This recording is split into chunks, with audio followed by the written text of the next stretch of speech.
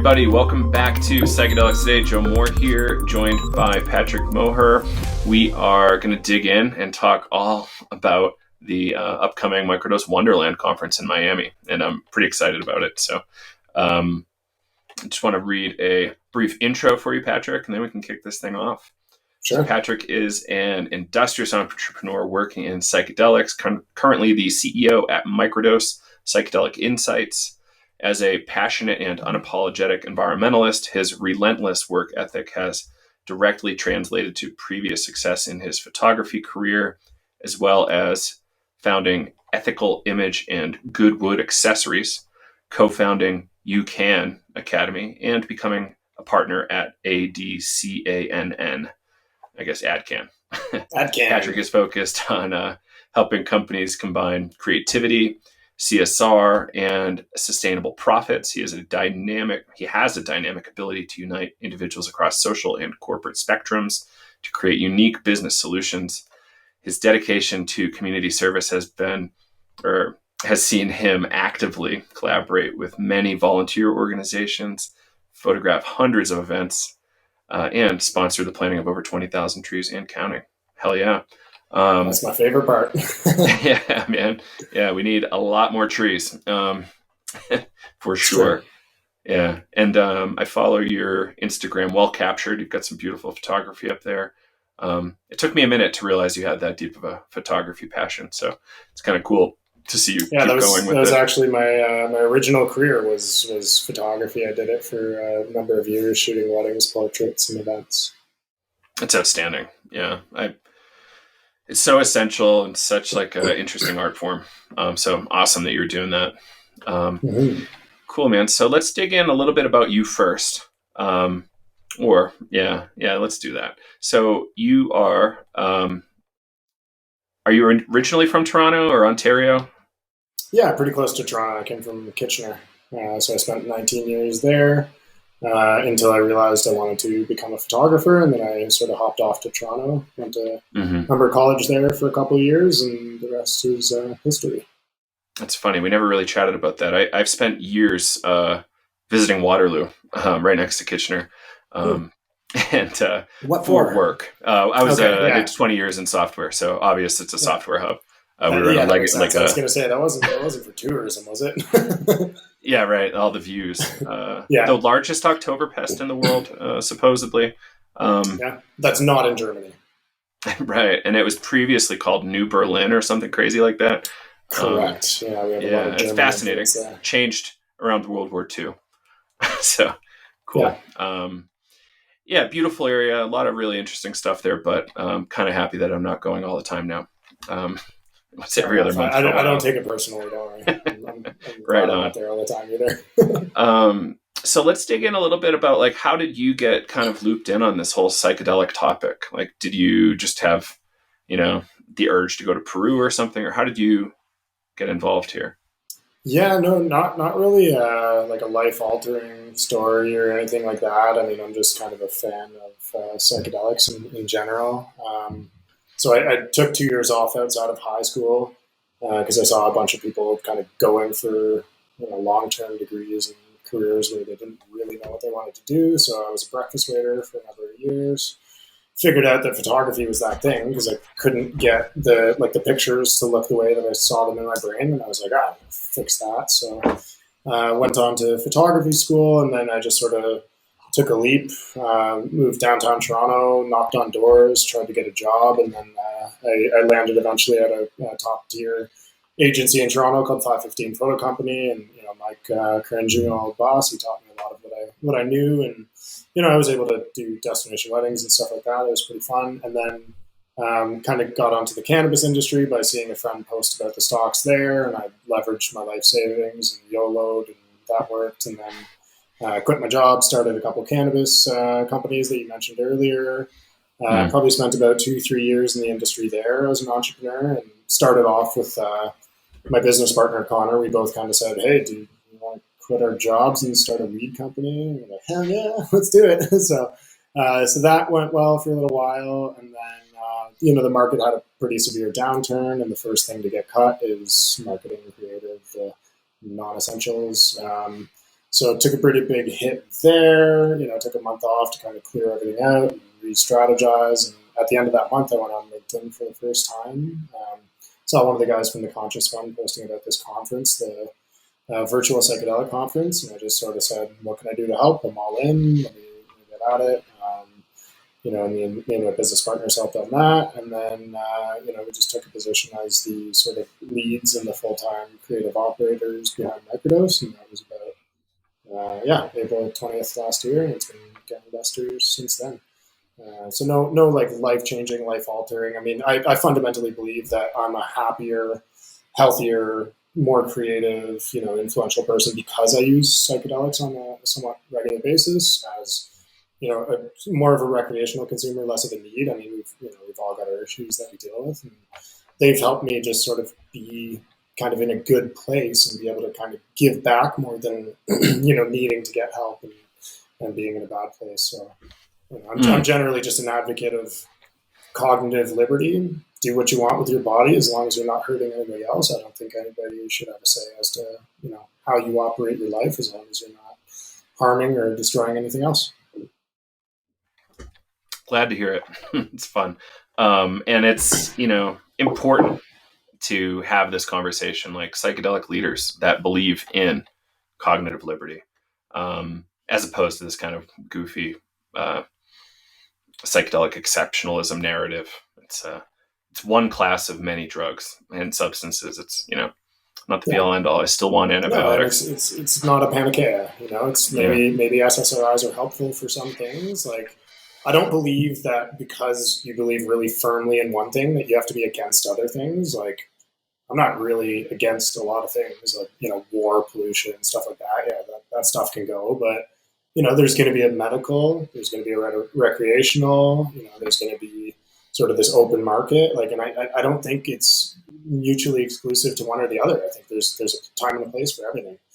Some people are going to be more comfortable going to the doctor's office, having a supervised trip, having 8 hours of aftercare and integration therapy. And some people want to eat a handful of mushrooms and go into the forest and look at a tree. I'm one of those people, but that doesn't mean that I don't believe that, the other people exist or have a need or a want for something different. Right. And we actually got connected through a mutual friend, Philip Wolf, who runs the, what is it called? Oh, man. He runs a bunch of things. He's a busy person. Yeah. Cultivated Spirits or Cultivating Spirits. Cultivating Spirits. He's on the Rolling Stones.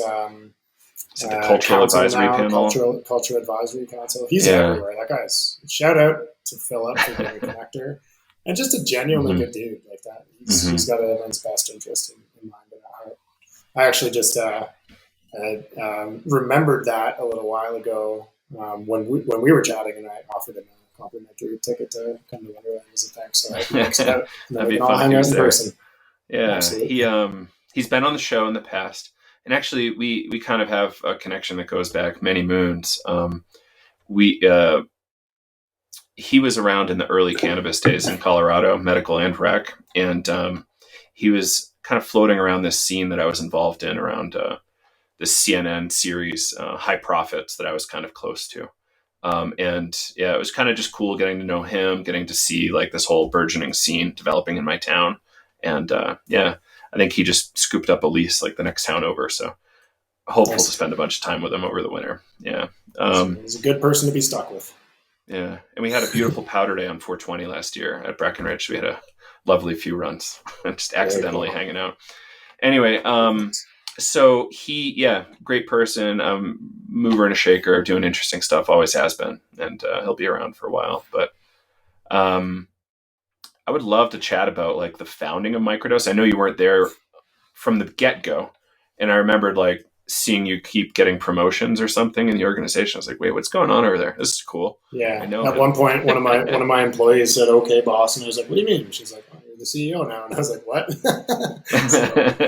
that was a funny one. That's funny. So you started chatting with the folks at Conscious Fund, and they had a spot for you, and you were just performing well enough, and they just brought you up as a leader. Yeah, so originally, I was working with Alan Aldous, who was a PR firm for cannabis and psychedelics, and so we got on board with Microdose as a group to support the conference and promote it and that kind of thing. And, really put a lot into it. And, I kind of saw the value of a platform moving forward. And, me and Connor have been working together for a number of years. So it just kind of made sense as a natural evolution.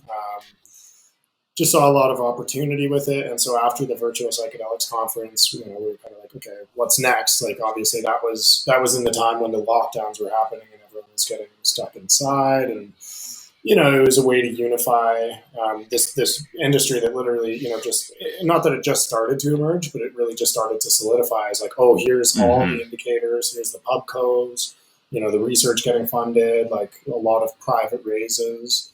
And so they just, they offered us a position in the executive capacity, and we ran with it and moved forward and started, working on other projects. Our virtual conference circuits. We've got Psychedelic Capital. We got the molecular master classes. We have CME accredited professional training with Dr. Erica Zelfand. We'll be publishing our industry report at the conference. Building out a magazine with our partners at Zuber Lawler, Marijuana Venture Magazine. And then we might have a few tricks up our sleeve after Wonderland too. Outstanding. Yeah, that's a lot. So largely events, some media, some education. It sounds a little similar to us, but it's awesome how you all are executing and partnering with interesting folks in the space. I'm really excited about it. Appreciate that. And that's, that's one of the things that I like to often say, because like I'm not from the corporate world. I wouldn't fit in if I tried. I would probably get fired. I'm pretty unemployable. But as an entrepreneur, like the way I want to do my business is win-win or no deal.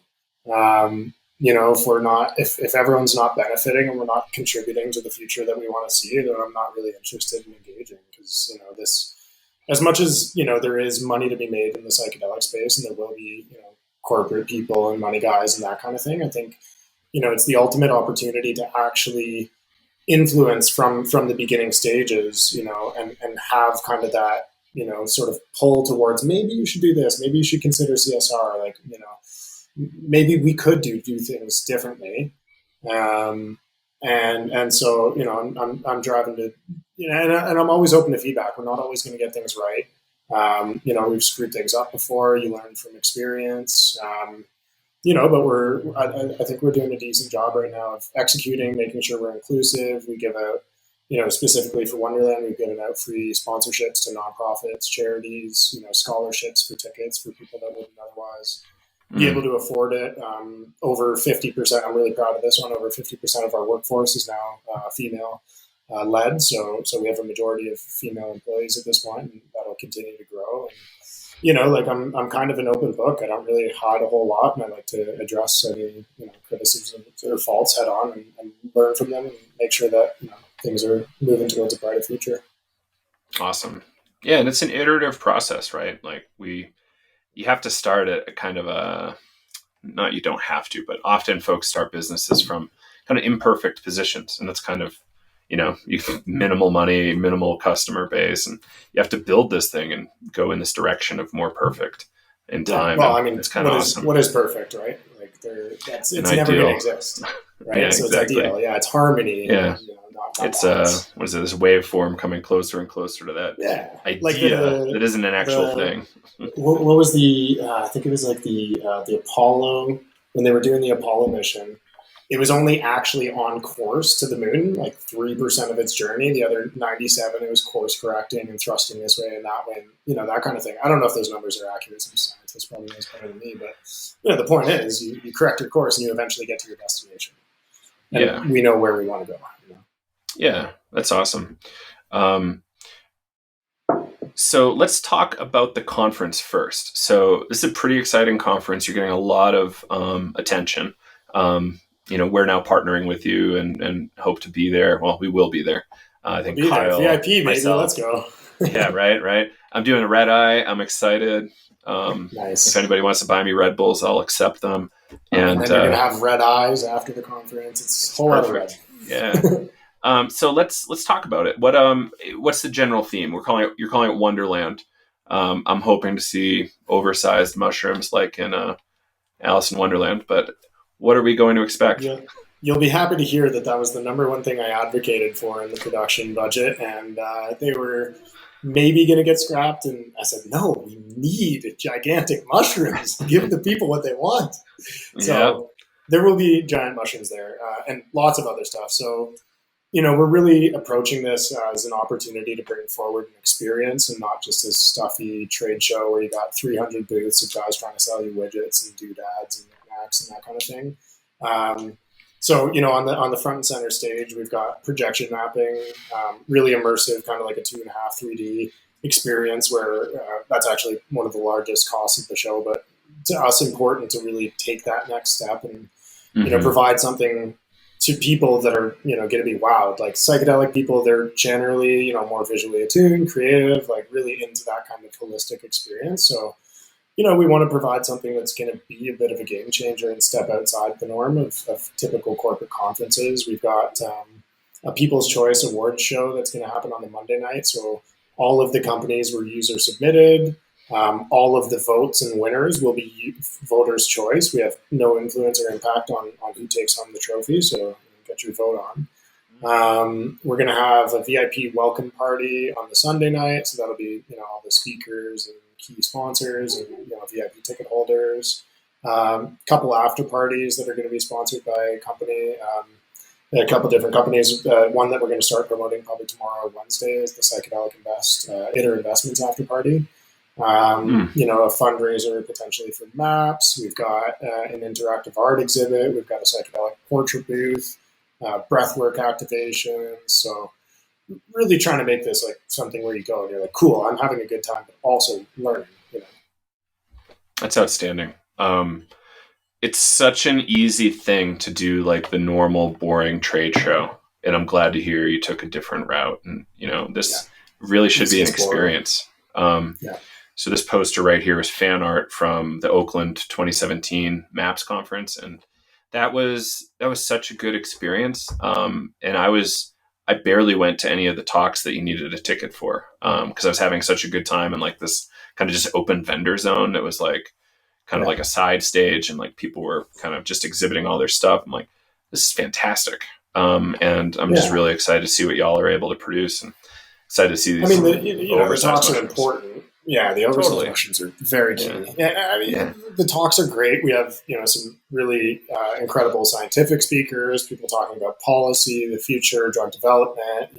Our celebrity speakers, Mike Tyson, Lamar Odom, hopefully a couple others to be confirmed. But if you think about a conference, like where are your memorable moments? Where do they come from? They come from the after party. They come from talking to somebody in the hallway, like exchanging some kind of shit. You don't get that from sitting in the venue, but we're going to have both. And then, you won't have to be kind of glued to your seat for 8 hours a day. All ticket holders will get access to the recordings afterwards. I think the seating capacity of the venue is about 1,000. So, hopefully we can have that full most of the time, but it's not like school where you have to sit down, be in one place at one time and all that. Outstanding. Yeah, that's how I used to do it. And it's like, there's a lot of action right outside the room too. So it's, totally.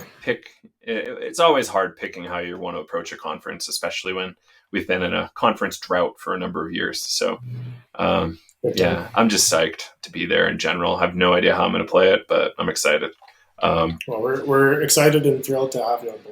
It's like with something like this, like an undertaking this gargantuan would not be possible without the support that we've received from, the community, our media partners, our sponsors, our speakers. Like I feel like everyone's really kind of chipping in, and and I consistently pay homage to the work that folks like MAPS have done, and Beckley, and their Horizons conference and that kind of thing. Like we're standing on the shoulders of giants, and wouldn't be here without the work that they've done for numerous years before us. So truly grateful for the community.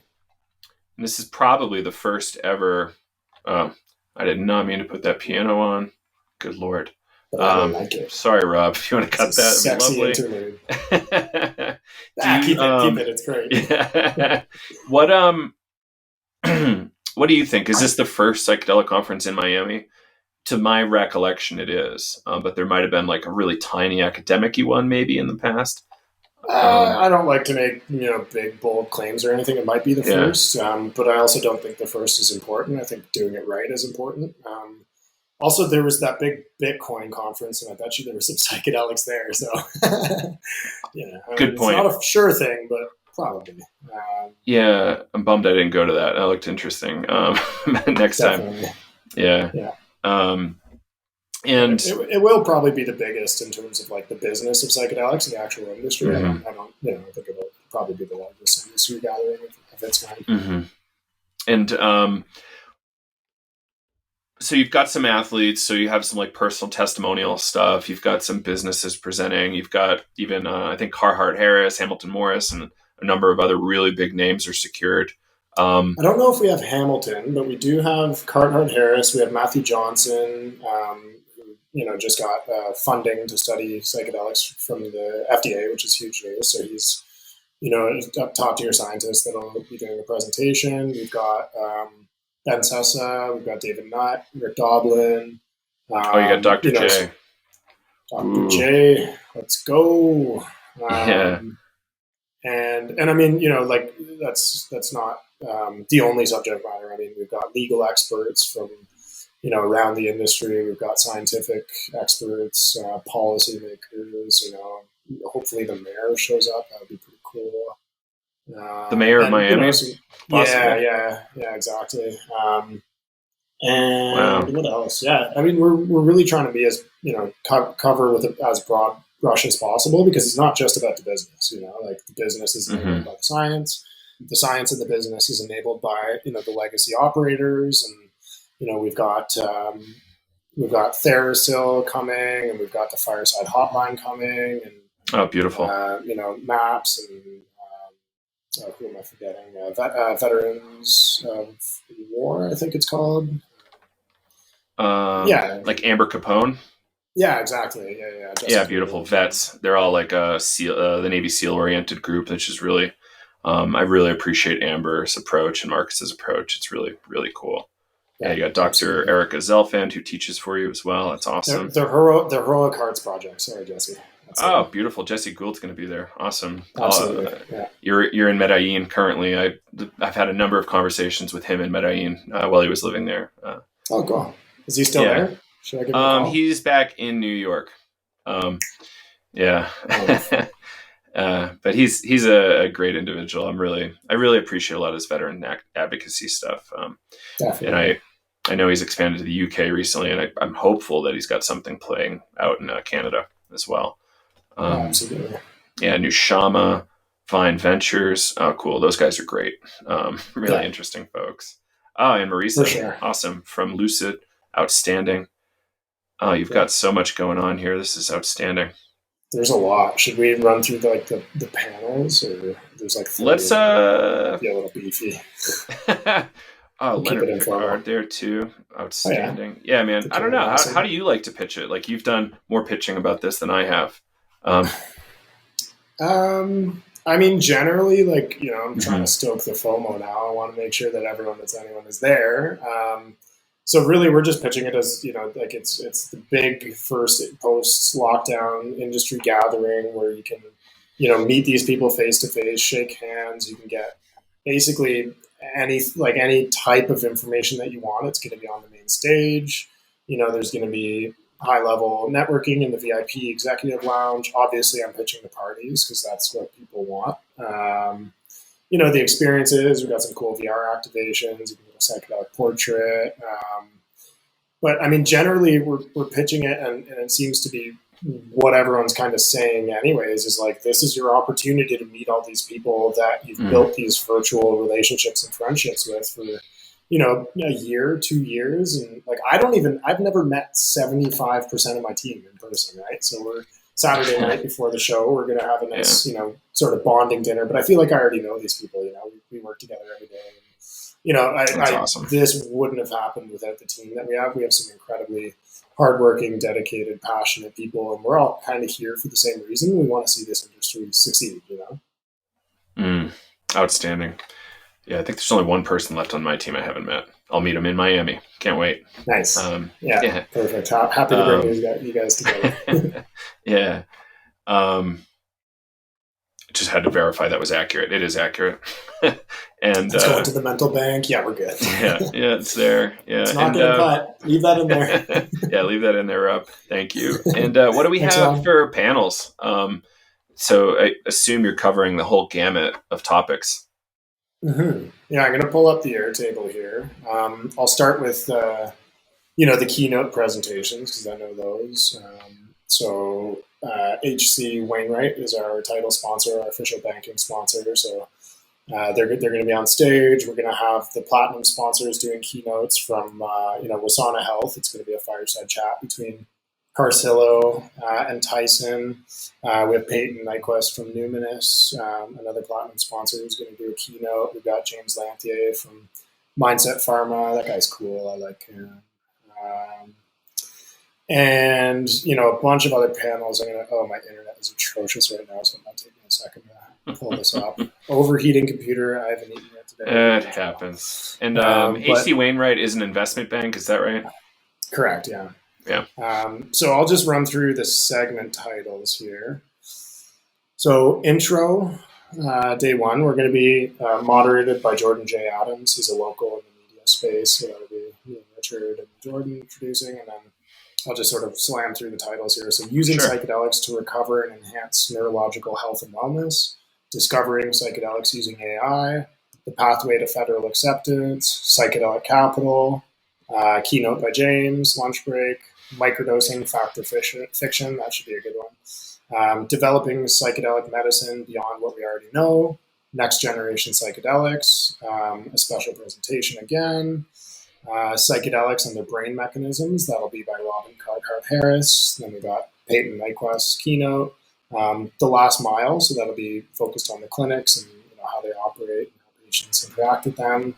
And then a special presentation with Rick Doblin, which I'll be moderating. I'm super stoked about that. I'm going to be way out of my league.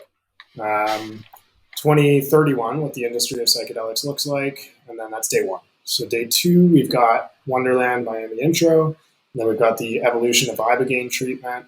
Special presentation with Matthew Johnson. That'll be a keynote. Finance and psychedelics. Investing the shamanic way. Florida Research and Policy, so a little local shout out there. We've got psychedelics and technology, psychedelics and sports, lunch break, the future of addiction treatment, so that'll be Ben Sessa and David Nutt together on a fireside chat.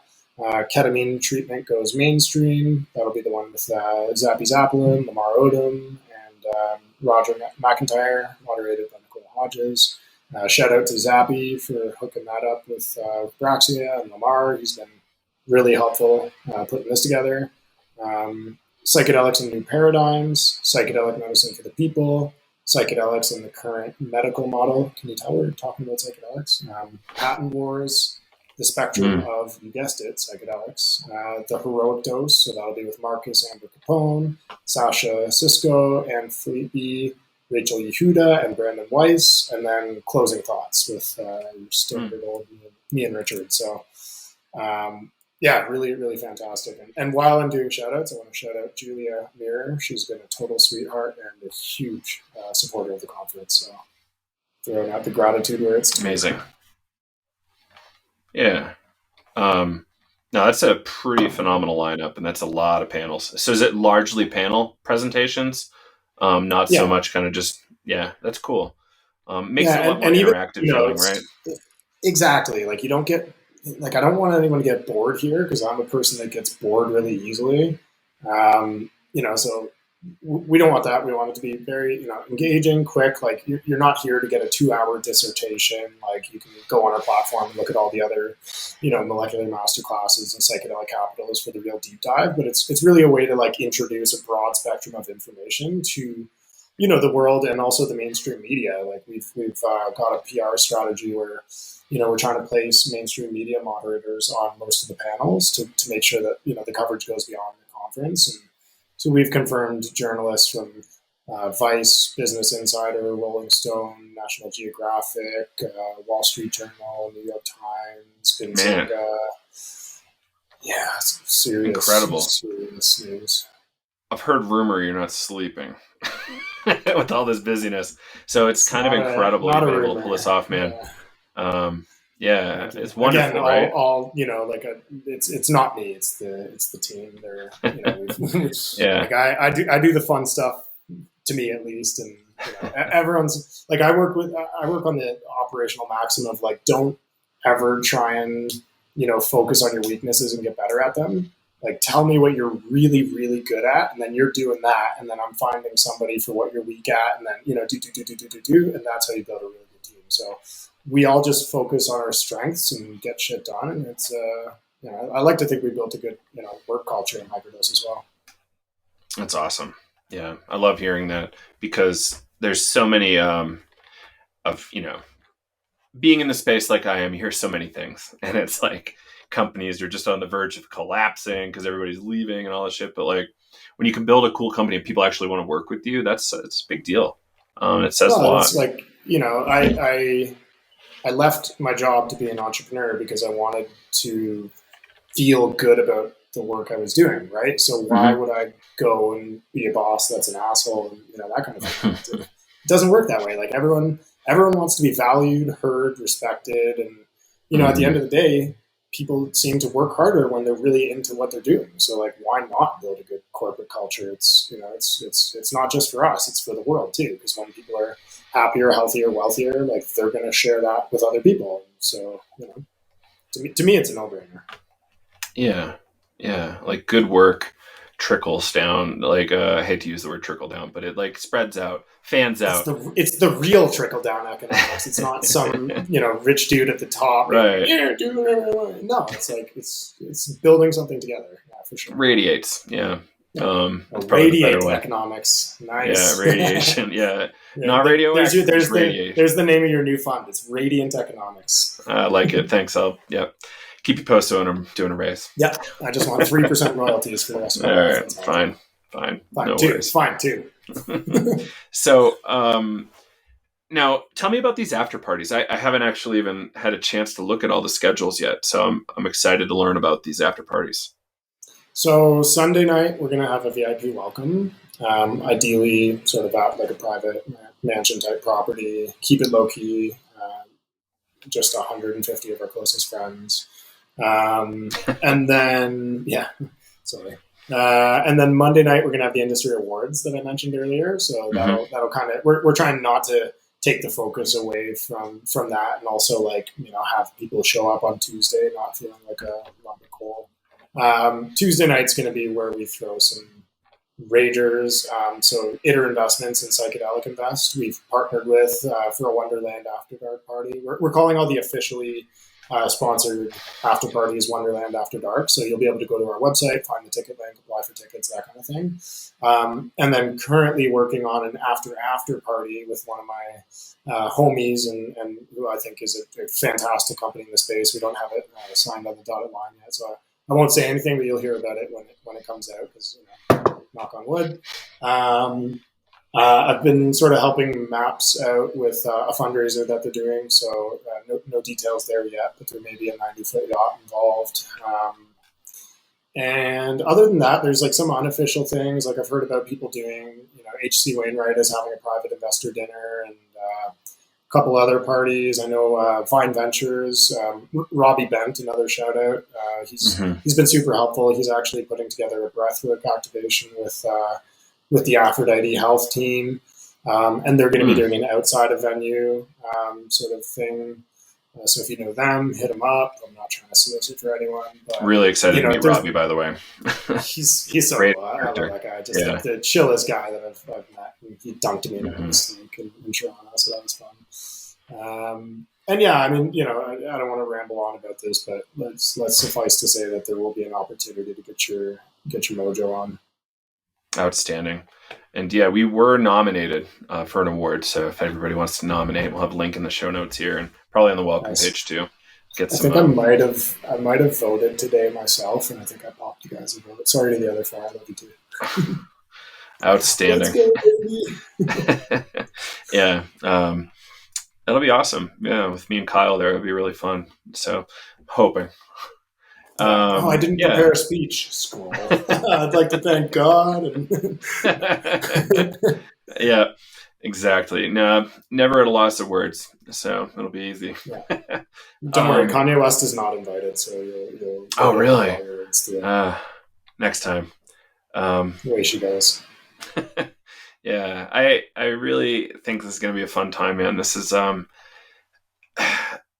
really important, I think, for the whole movement to get together, have fun together, bond a little bit, so we can all understand each other. I think, through the pandemic, we've had a lot of disconnection. So people don't necessarily understand each other at all right now. Yeah. And being in person, you don't get that discourse on Twitter.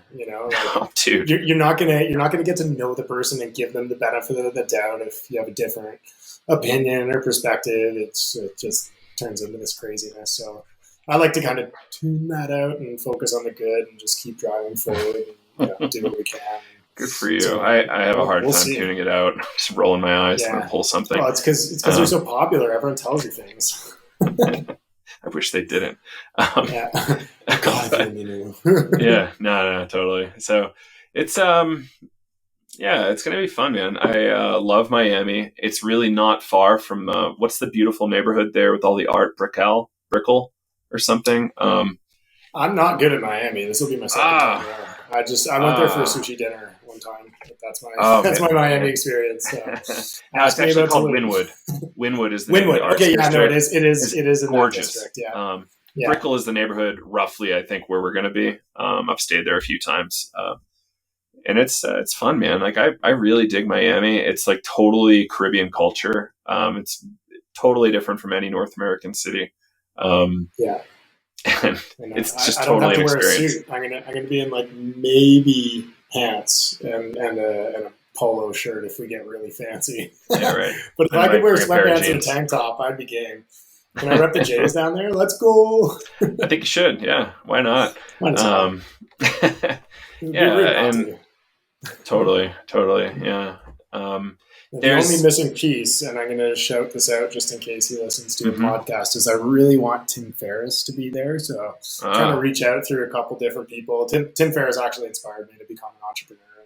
And, he's done incredible things for the psychedelic space, large donations, and he's doing it right. So I want to continue to learn from that guy. So Tim Ferriss, if you're out there, please come, Tim. I know you've listened to the podcast at least twice.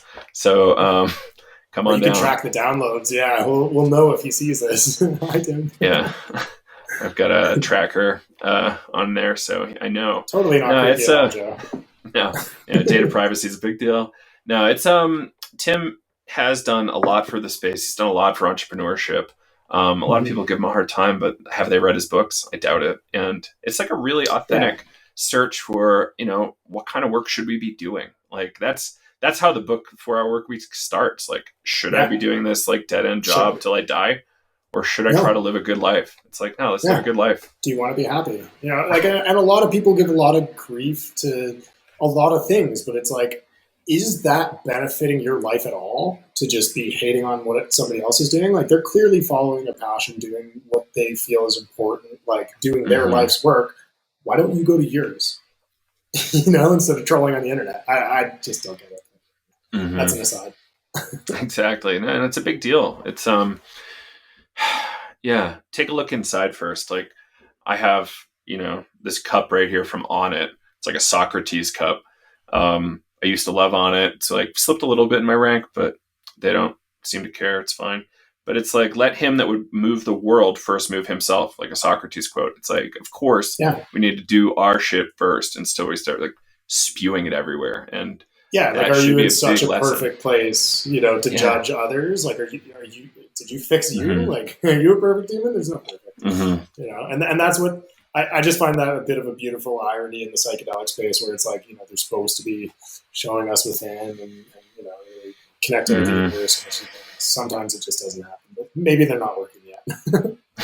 Or maybe do more. We'll see. Did they kick in yet? Or like maybe it's the wrong community, or you don't have the right other practices, or all this stuff. It's we talk about this endlessly on the show, which is why we were able to make hundreds of episodes. There's all these issues where we can just churn and make progress just doing all your business meetings live.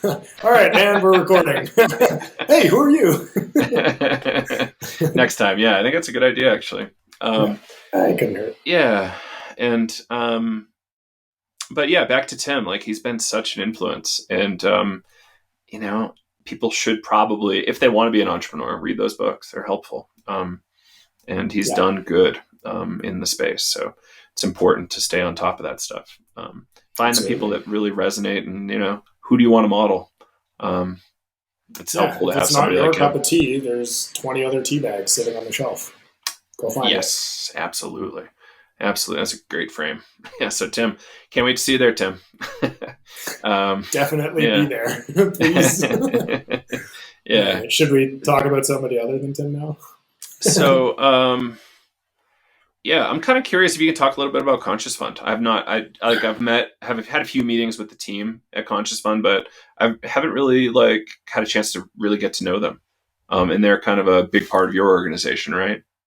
Yeah. So I would say, we make an important distinguishment that, Microdose operates as Microdose, and it's not built to be, necessarily controlled or operated by the Conscious Fund. So Richard and Henri own and operate Microdose with us. And so over at the Conscious Fund, they invest in early stage or mid stage companies. They incubate different projects and like Hive, like Microdose, that kind of thing.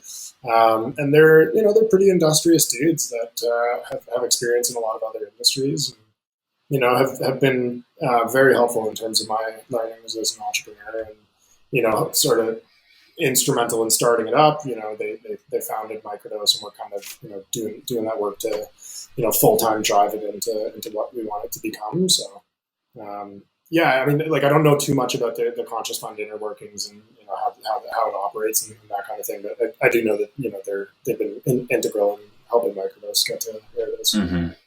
Awesome.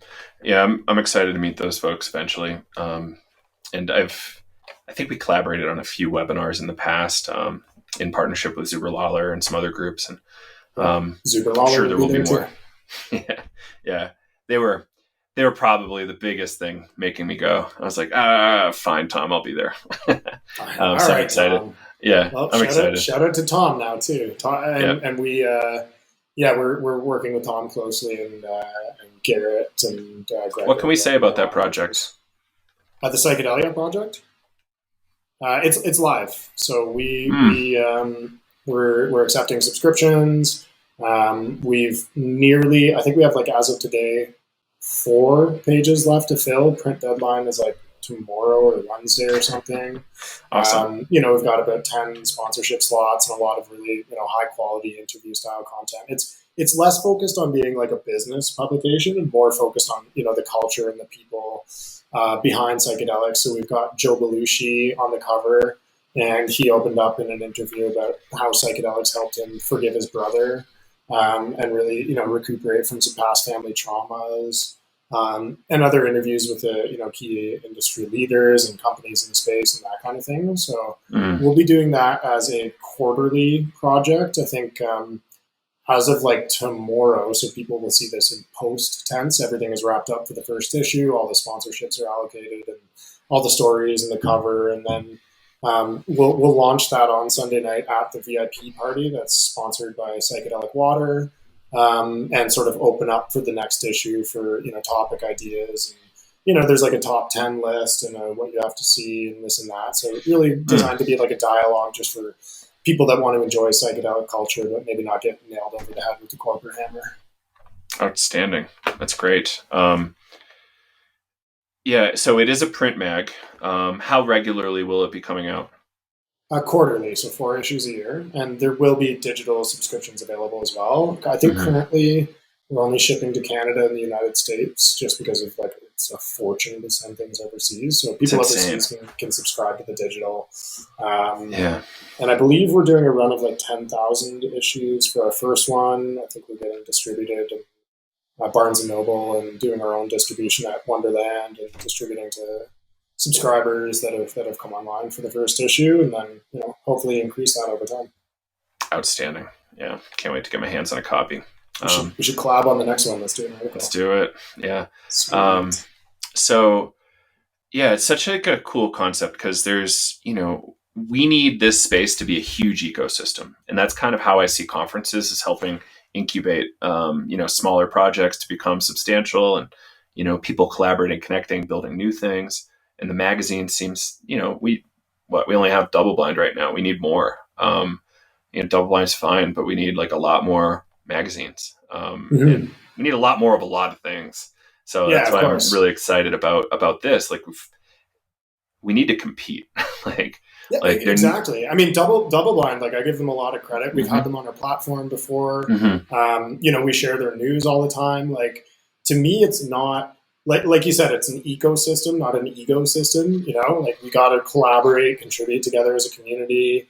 We work with a ton of people that would be considered our direct competitors, and I don't think that, in an industry in its infancy in this stage, if you look back to the early days in cannabis, there isn't just going to be one of any one thing. People are always going to want options. You're always going to be able to collaborate. Like, for example, the guys over at Psilocybin Alpha, they're fantastic. They're, more focused on the scientific data side of the skill set. And we actually worked together with them on our industry report. And, we've got a collaborative, revenue share, that kind of thing. So it's like, you can work with people that are technically classified as your competitors if you're gunning toward the same end goal. And like, why wouldn't you, From a business point of view, the classic phrase is you get eventually a bigger cut of a bigger pie, or maybe a smaller slice of a bigger pie, and make the pie bigger so you can share more. Exactly. Yeah. We're not eating the pie yet. The pie, you eat the pie when it's done baking. Don't you want a really awesome homemade, made with love pie? I do. This is too early days to be super cutthroat. Like it's, we've got a long way to go, decades. Yeah. So, well, do we have to be cutthroat in a decade either? Like, no, I don't think so. Not if I'm still in charge. Right. Like I really only want to be doing friendly business. I don't want to be doing like hostile takeovers and insane stuff like that. I've been a part of a few in software. It wasn't the best. And it wouldn't probably be worse here. Yeah, exactly. But I mean, to be honest, I have a couple of years experience in the cannabis industry, and I do like, so first of all, in any industry, any emerging industry, you're dealing with humans, and humans are dealing with their humanity, right? So it's like, you're never going to get anything perfect. There's always going to be somebody that's upset. I fondly refer to it as the suits and the roots and that kind of thing. But it doesn't have to be versus. It can be suits and the roots coming together, like having voices heard on both sides, finances going this way, wisdom going this way. Why not? And in the psychedelic industry, especially, it kind of makes a lot more sense because these are supposed to be medicines and substances and drugs that dissolve your ego and show you, how to live a better life for yourself, for others, that kind of thing. So I have noticed that with a lot of the people that I talk to, and I mean, I'm just generally enjoying myself more in the psychedelic space because I find that there is a little bit less ego.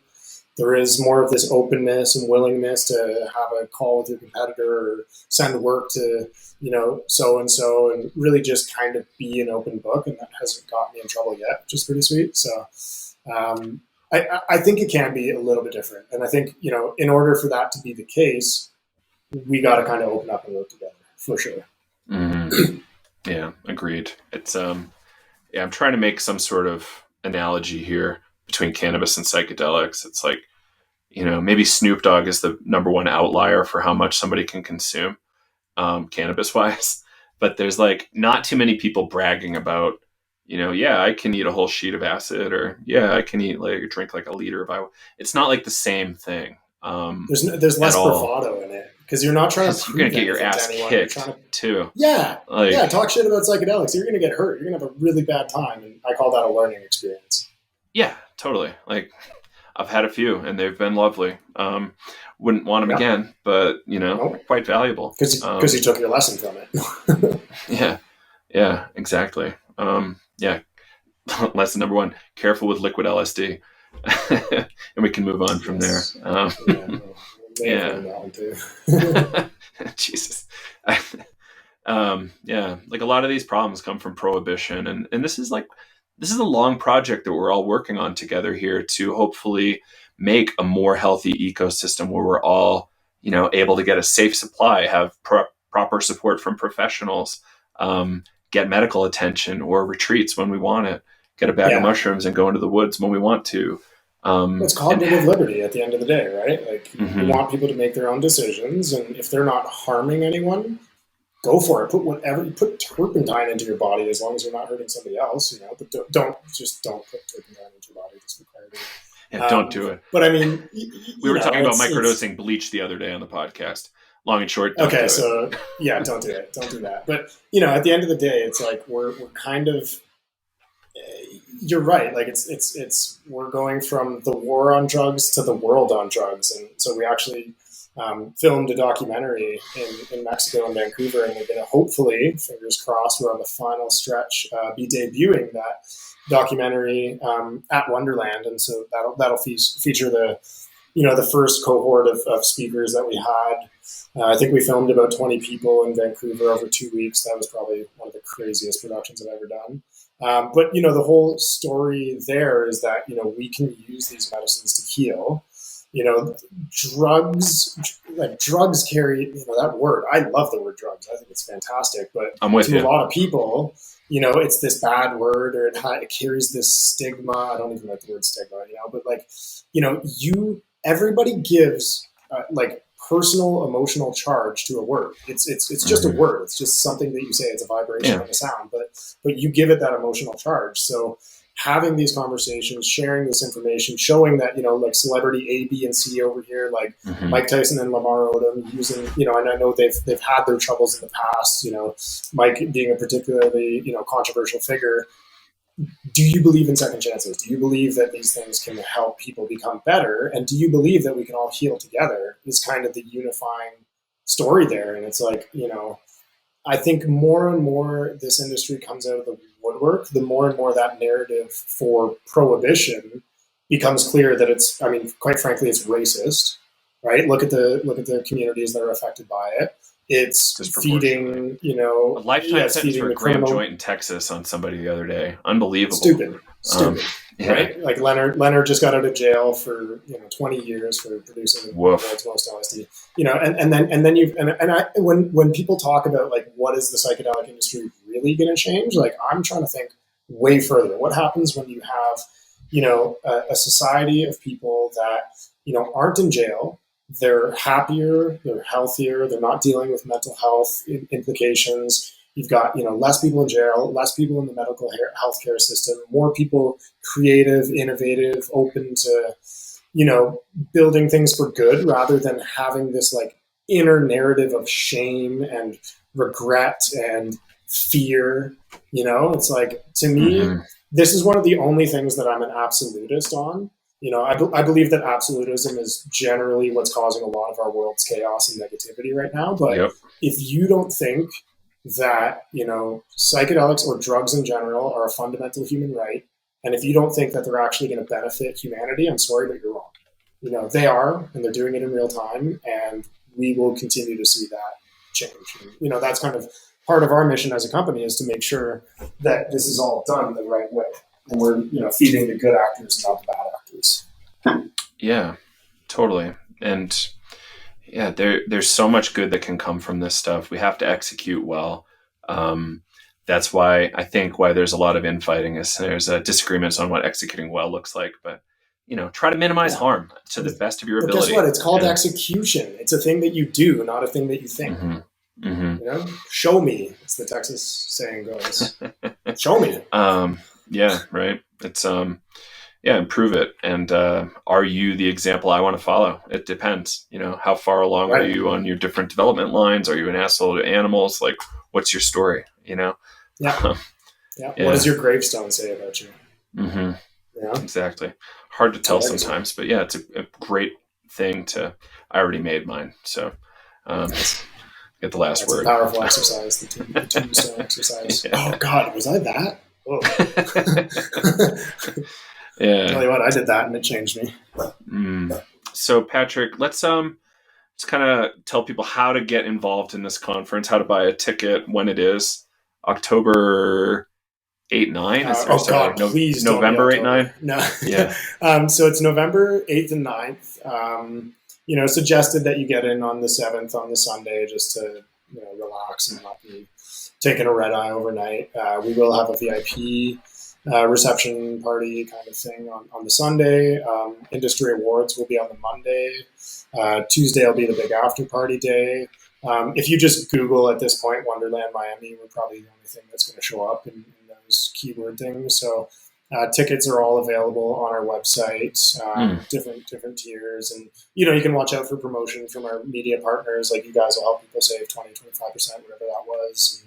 And we're really going to kind of lower the boom on advertising in the next couple of weeks to make sure that we fill that room and with the right people. So, everyone's invited.